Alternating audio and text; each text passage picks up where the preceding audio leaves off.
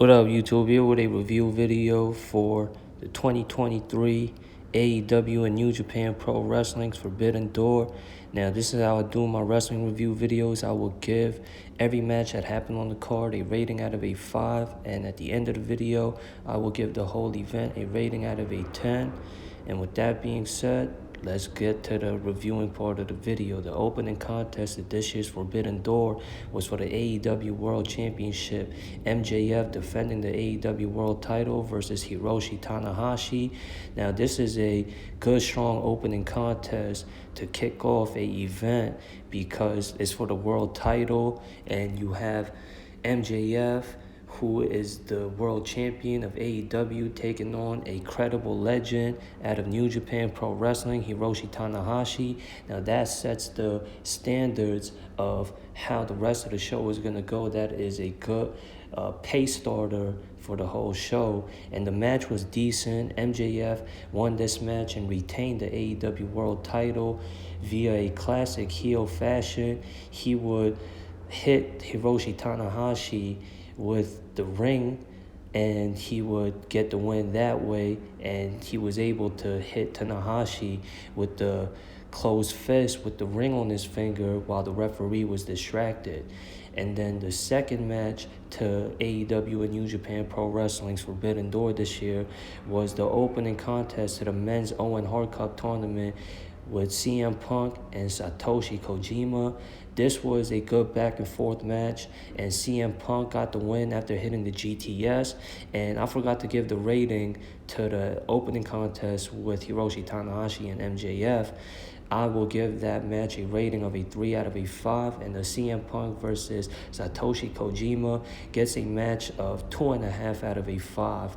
And I say CM Punk, as y'all know, he came back to pro wrestling after being out of action, after he had that controversy happen with him and the Elite, and he had a few months off, so he has ring rust, and he's just getting back in tune with pro wrestling and being able to perform in the ring. That's why CM Punk is trying to get back in the tune and trying to set his performance standards to how he used to perform. As y'all know, he took, how many years off of pro wrestling after he walked out on the WWE? He had, I think, like a 7-year break, and then he was performing at a high level as soon as he came back into action in pro wrestling. When did he come back to pro wrestling? Was it 2021? He's only been back wrestling for 2 years, and then he had another layoff, and then now he just recently came back into pro wrestling. That's why he needs more time to adjust to wrestling again. And at his age, I think he's near 50 years old now, if he's not already 50 years old. Hence why it takes more time, I say, for his body to perform these tasks as a pro wrestler and to wrestle the style that AEW and New Japan provides. That is a more of a difficult style to wrestle in than if he were to perform in the WWE. Then the third match was a 4-way match for the AEW International title. Orange Cassidy taking on Zack Sabre Jr., Katusari Shatiba, and Daniel Garcia.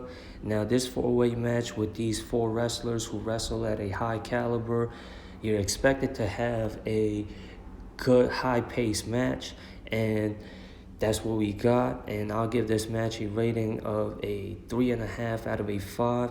It was quick pace, and Orange Cassidy got the win to retain the AEW International title. And then after the match, the 3 champions, that being Zack Sabre Jr., he is, I forgot what title he holds over there at New Japan, and Shatiba, who is the ROH Pure champion. They had a face-off. Now, I don't know if sometime in the future, if they're going to have a 3-way match for a title unification bout with these 3 wrestlers. Who knows? That was kind of a tease. Anyways, then we saw the IWGP World title be defended with Sonata, the IWGP World Heavyweight Champion, defending his IWGP World Heavyweight title versus Jungle Boy Jack Perry. Now, this was a mediocre match. Both wrestlers can perform. Sonata is, I would say, not your typical strong style wrestler. He's more on the arrogant heel character, and he's more on that charismatic side. He can perform in the ring, don't get that twisted. And Jack Perry, he's got a luchador, high flying style of wrestling, and it's like a contrast of styles that this match produced. And Sonata got the win, and he got the win clean as well, regardless of the fact that he's more of this brash, heel, arrogant character. And that goes to show Jungle Boy Jack Perry and his reach to the top being frustrated and always coming up just a little short. And then it came to a boiling point when Hook, who was accompanying him ringside for this match, was saying, "Oh, it's all right, good effort." Then Jungle Boy turned on Hook and attacked him while Hook's back was turned. And then Jungle Boy showed the crowd that he was fed up. He was sick of getting so close to the top and not getting the success. And I wonder how this is going to play out with Jungle Boy and Hook. They're both homegrown AEW talent, and they are both young and up-and-coming talent, and they both can perform, and I'm looking forward to what this rivalry can produce. And as you guys know, they've been pushing Jungle Boy.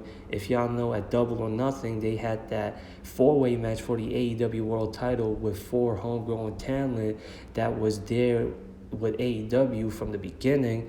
Now they're seeming to put more emphasis and effort and more of a spotlight on the younger, more newer talent that was with AEW from day one, rather than the already well-known names in the pro wrestling business. And then moving on, I'll give this match with Sonata and Jungle Boy a rating of a 3 out of a 5. And then the next match was a 10-man tag team match. It was the Elite and Eddie Kingston and Tomohiro Ishii taking on the Blackpool Combat Club and Takeshita Shota and Umino. And the Elite and Eddie Kingston and Tomohiro Ishii got the win. Now this was a good pace, good back and forth match. And the rivalry with the Elite and the Blackpool Combat Club continues. I say heading towards Double or Nothing. This match was, I say, one of the best rivalries, storylines that pro wrestling has been producing as of late. I say after the Bloodline, then this feud with the Blackpool Combat Club and the Elite has been up there. I'll say it's been the best storyline that AEW has produced. When you have 2 teams that are a well-respected team of pro wrestling, especially right now, that calls for a intriguing feud, right? And that's exactly what we got. And I'll give this match a rating of a 3.5 out of a 5. I was going to give it 4 stars. However, I don't want to overrate this match. It wasn't, I'd say, as good as Anarchy in the Arena. However, it's almost, I'd say, up there with the Anarchy in the Arena, because that match was kind of everywhere with it, and it was kind of messy, and it wasn't well orchestrated. I don't know if I had mentioned that in my review video for AEW Double or Nothing. This was more of that classic wrestling match that we saw in this match. And then after the match, there was tension with Eddie Kingston and the Elite. Now, I don't know how this storyline is going to play out. I guess the feud, it looks like, with Blackpool Combat Club and the Elite is going to go on, and we'll see. Hopefully, AEW doesn't do what they usually do, and that is prolong and drag on the rivalry until it gets to the point where it's stale, because this storyline is good as of right now. And if they drag it on for too long, then it'll become like any other storyline that AEW has dropped the ball on so many times. Anyways, the next match on the card was for the AEW Women's World Title. Toni Storm defending her AEW Women's World Title versus Willow Nightingale. Toni Storm got the win, and she successfully defended her AEW Women's World Title. Now, this is a good look for Willow Nightingale because she's on the come up, and she is a young, new talent who I would say has never been with the WWE before. So this is a good look for AEW to shed more of a spotlight on the lesser known talent, unlike girls like Toni Storm, Ruby Soho, and Saraya, because those ladies, they already had established themselves when they were with the WWE, and they had already grown a fan base. And to put as I said, a more of a newer, lesser known talent to challenge for the main women's title, that is a good look for AEW as a wrestling company. And this was a regular match, regular back and forth between these two women's wrestlers. I'll give this match a rating of a 2 out of a 5. And it looks like Toni Storm is heading towards a rivalry with Thunder Rosa, who never lost the AEW Women's title. She had to forfeit and vacate the AEW Women's title due to a injury. And I think this was a momentum builder for that match with Toni Storm and Thunder Rosa for the AEW Women's World title sometime in the future. Anyways, the next match on the card was the rematch from a potential match of the year from last year at Wrestle Kingdom, with Kenny Omega defending the IWGP United States World title versus Will Ospreay. Now, this was a good match, and I'll give this match a rating of a 4 out of a 5. I would say it wasn't as good as their first match that we saw at Wrestle Kingdom of last year. However, the pace of the match, the action of the match, the back and forthness of this match, and the wrestling quality that they produced in this match was top level, and that was expected. This was, I'd say, a match that was, I'd say, the most looked forward to on this card for this year's Forbidden Door.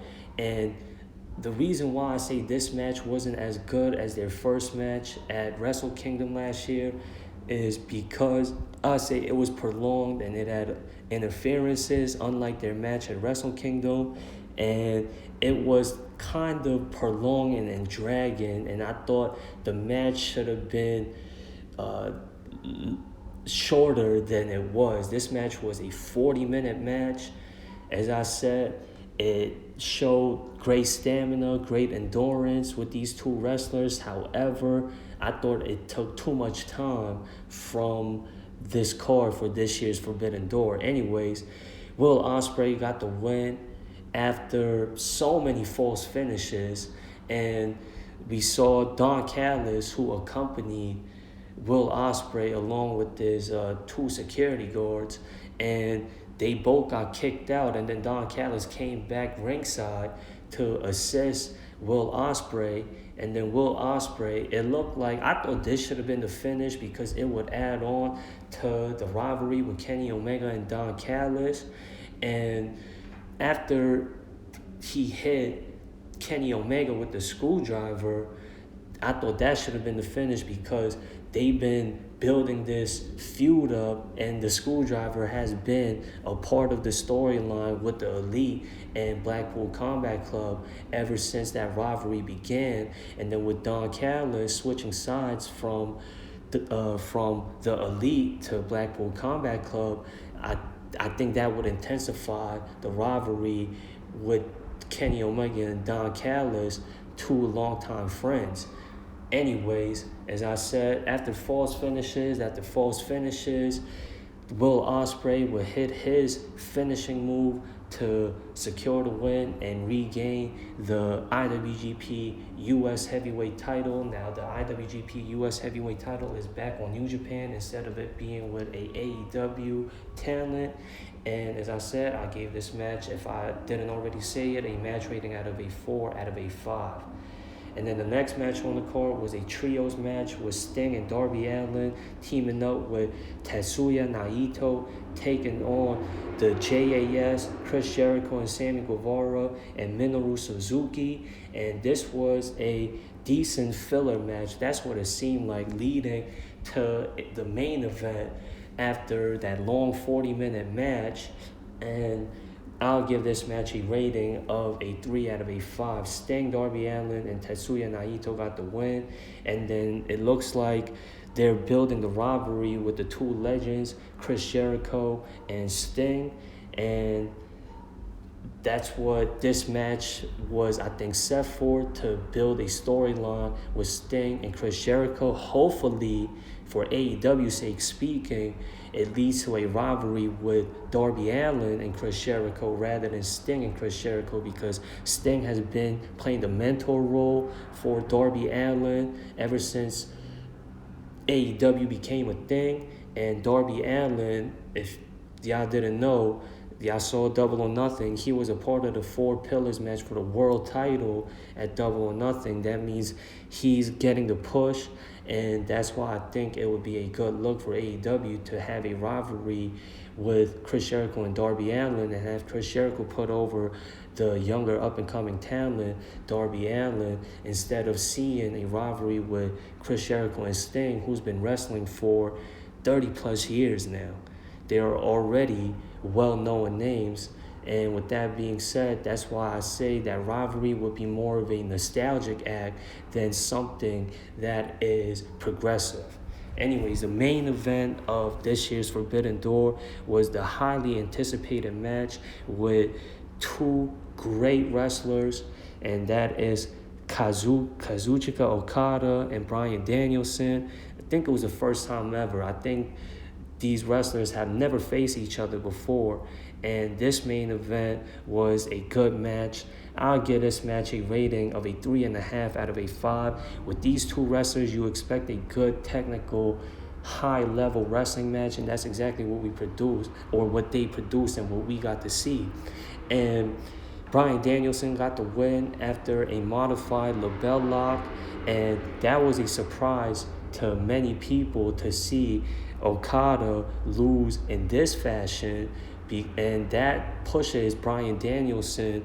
And AEW, I would say, has had a struggle at making Bryan Danielson look good, and for Bryan Danielson to get this win is a very impressive and a very good look for Bryan Danielson, especially when it comes to his recent heel turn, and that would make Bryan Danielson to catapult up more in his new recent heel turn, and this would add to his resume for him to brag about more, to add to his heel character.